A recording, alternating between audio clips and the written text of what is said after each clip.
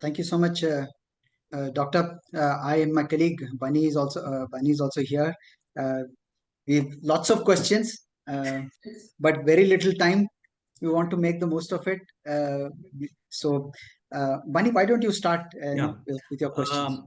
Sir, the survey talks about 6 to 6.8% growth for the next fiscal, real growth. So it is slightly more optimistic than what IMF and some other agencies have projected.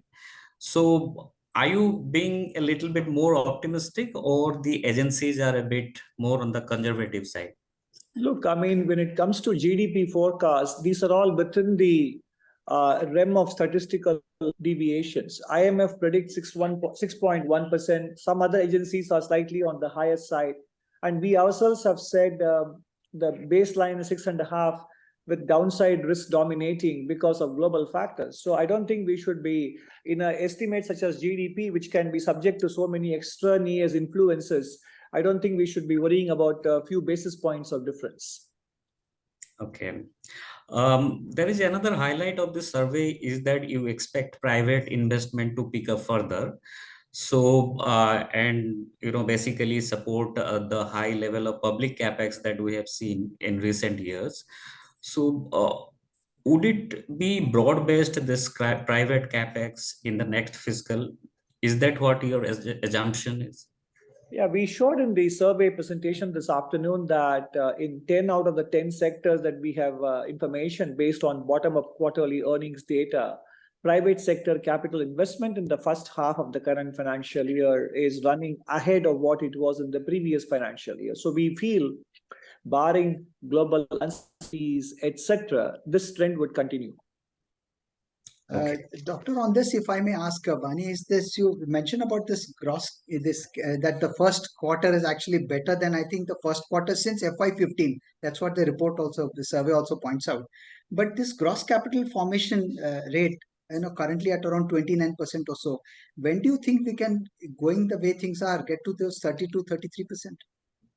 No, the gross fixed capital formation is at a better rate. Gross capital formation includes inventory and valuables, etc.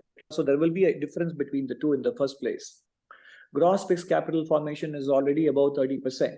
I think I mentioned it also in the survey. Chapter 2 talks about the fact that gross fixed capital formation suffered in the second decade because of balance sheet stress. And then once the balance sheet stress in the financial and corporate sectors were fixed, then we face multiple shocks globally, the pandemic, the commodity price shock, and then the interest rate increases, etc. So my sense is that in the remainder of the decade, capital formation and the credit cycle both are big look up. That's what I said. So we do expect, barring global uncertainties, that from the coming financial year itself, capital formation by the private sector will start to show noticeable improvement. So we could get to 32, 33? It is difficult to pinpoint a number, and I think most of these point projections are meaningless given the kind of ranges we operate. Basically, the direction is expected to be better than what it has been in the previous years. Okay. Bani? So on this point, what is your assessment of the capacity utilization? Is there, have we come to that point where private industries will actually start ramping up capacity, or they will probably, delay it a bit, delay their expansion plans a bit?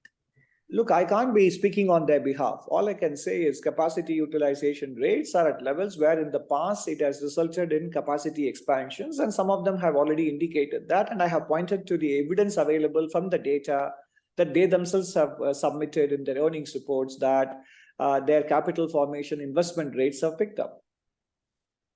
So one interesting point in this survey is that you have said post 2014, the government moved, the theme of reforms has been the ease of living and ease of doing business.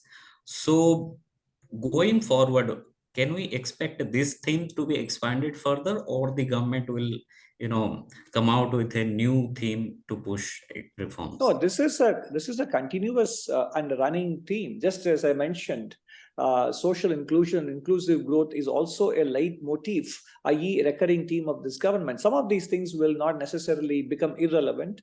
It is not that there is a finite goal and we have addressed all possible angles, because new issues will always emerge. So making sure that the public, whether it is a household or a business, is able to operate in a manner that is as hassle-free as possible will remain an enduring theme.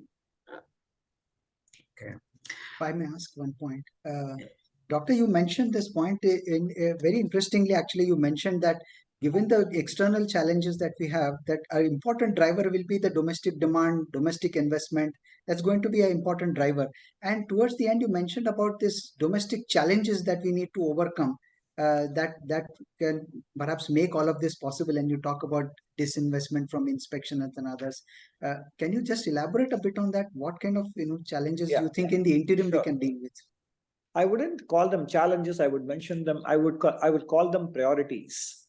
These are the priority areas that we need to focus on for the longer term, i.e. for Amrit Kal.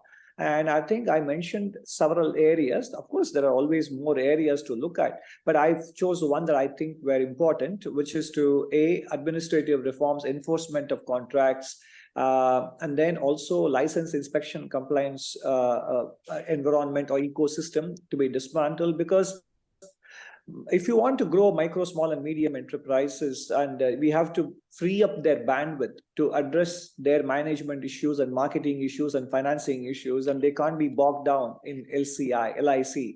That is why I put it there as an important aspect of making sure that everybody has a fair shot at the economic prosperity. And then skilling and education and health, all three are important. I mean, the knowledge base that is required for the 21st century is going to be quite different than what was required in the 20th century, and that needs to be addressed as well. The pandemic reminded us that healthy population is also an economically productive population, and that therefore that much of it is in the hands not just of the government but also of our own selves, in terms of proactive health management and preventive care, lifestyle, etc. And affordable and reliable power supply, also viable for the producers and distribution companies, and that is also in the realm of state governments. And many of the things I mentioned in that health, education, and power sector reforms are all in the realm of both state governments. Predominantly, union government also has a role to play. And continuous creation of infrastructure, which is what will be required for a growing country. And energy security. We need to reduce our dependence on fossil fuels and also imported fossil fuels. So renewable energy gives us that opportunity to make the transition from import dependence as well as from fossil fuel dependence. Bani, your chance. I have many questions. You please continue. Okay. Sir, another question is, the fiscal consolidation part. So the government has stated that you would like to bring the fiscal deficit down to 4.5% by FY26. How are we moving on that front? Do you think, is there a case for a drastic consolidation in the next fiscal, or we can, just take it a little bit easy now? It's a matter of another 12 to 16 more hours and you will find out yourself. No, but how worried are you, doctor? Because we are double what we should be having as a comfort level, isn't it, doctor? Isn't that worrying? I'm not worried. I mean, the chapter in chapter 3, we do talk about the fiscal sustainability, and we have a special box item which shows that had we continued to grow, and in fact, there is a chart which I showed in the presentation as well. Compared to 2005 and 2021, public debt in India has gone up far lower than what it has happened in several other countries. And in the last 3-4 years, naturally, we have had an increase in debt and deficit ratios because denominator also went down and numerator also had to be ramped up because of pandemic response.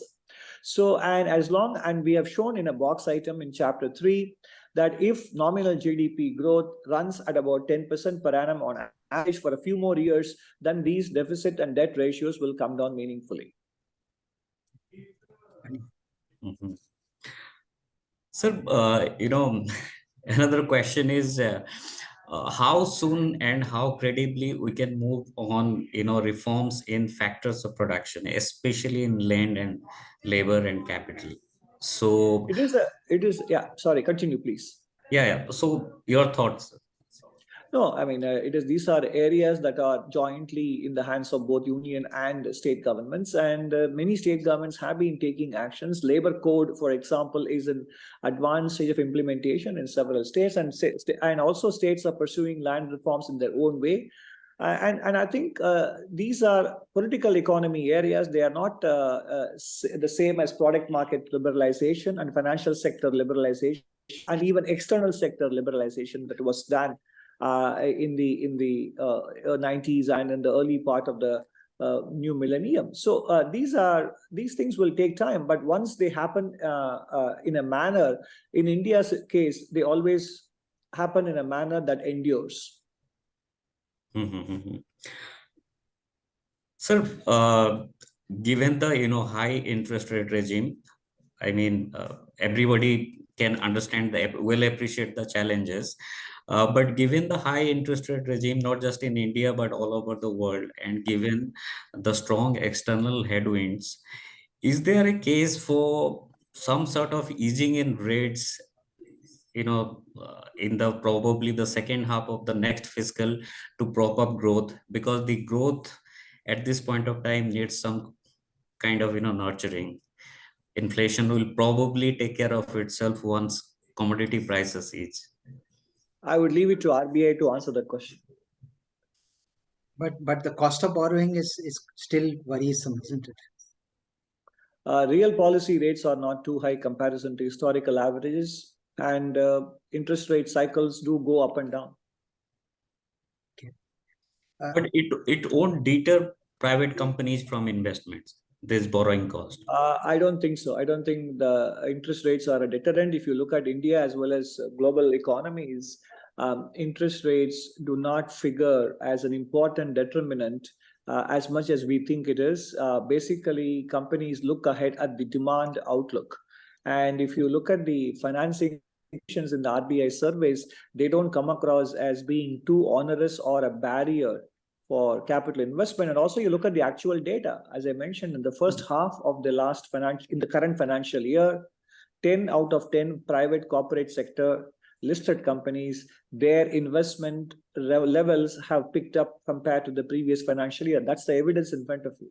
See, the typical Harad-Doma model that we have in terms of when we talk of growth, the investment and the growth. So this investment rate, I know we are looking at numbers, but some sense in terms of the rate of the investment rate that we are looking at, going by the way things are and the kind of growth projections that you're looking at, in a year or two from now, what kind of investment rate, going by the way things are today, what would you be looking at? We don't have a model to predict these kinds of things and give you quantitative estimates. I mean, the point is, what we are saying is last decade investment rates were held up because of balance sheet repair. And the same thing happened in the first decade of the millennium. Prior to that, balance sheets were again being repaired, but once they were repaired and global conditions became friendlier, investment rates picked up. Similarly, balance sheets were under stress, they were repaired, and then multiple one-off shocks have followed. So now if they're all out of the way slowly, investment rates will automatically begin to pick up, and that is somewhat normal to expect in a developing economy. Okay. Bani, your last question, we'll leave it. Okay. So, my question is on the import thing that you have spoken about in the survey. Just wanted to understand from you. You said that while imports may decelerate in the coming fiscal, but core imports, that is non-oil and non-gold imports, may not decelerate at that pace. So does it mean that you expect domestic demand to remain robust even next fiscal? Domestic demand to remain what? Remain robust or strong relative? I mean, if you look at the indicators of the first half of the current financial year, private consumption and capital formation have been robust. And if you look at the third quarter high frequency indicators themselves, there are signs that the economy isn't necessarily flagging or losing steam. Therefore, we do expect domestic demand to continue to do well. Okay. Thank you, you, gentlemen. Thank you Doctor, so much, sir. Appreciate it. just a footnote on the last point when you mentioned there. See, bulk of those who are the poor, let's say, they most of the saving consumption, if it's gone up, actually there's very little scope for savings. So, do you think there are enough enablers in place to push up the savings rate? Savings rates rise when incomes rise, and incomes rise when economic activity picks up, and that is what we are expecting. Thank you so much, sir. Thank you for your time. Thank you so much for your time. Thank you.